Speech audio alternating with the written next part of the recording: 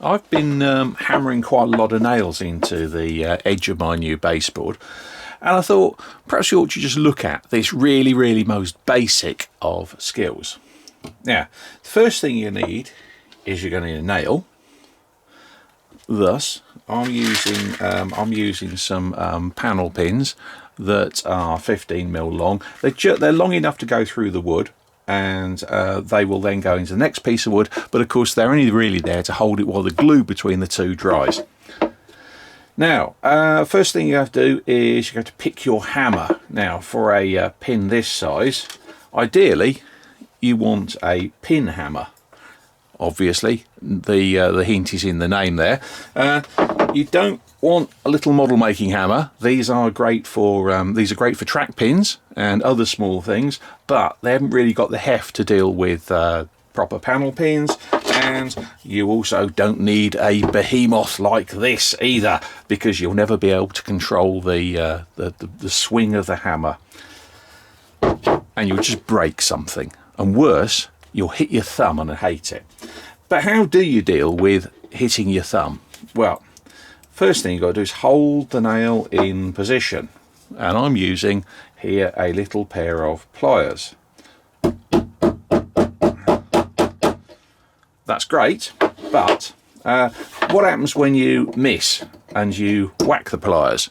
Well, what's going to happen is you're probably going to break them, because actually, although this is strong, it's actually fairly brittle, so it's not designed to be whacked with hammers. Far easier is to use a little device like this, and that is a nail holder. It's made of rubber. You put the nail through the slot in the side, and it'll allow you to hold it, keeping your thumb well away from the nail while you whack it. And if you hit the nail holder, it isn't going to hurt. That's great. I know you're saying, Phil, but that's an expensive bit of kit. I could buy myself a new locomotive, or at least the buffer on one, for the price of that, which I think was about 99p about 10 years ago. So never mind. The cheapskate solution there is to use a piece of cardboard from a cornflake packet.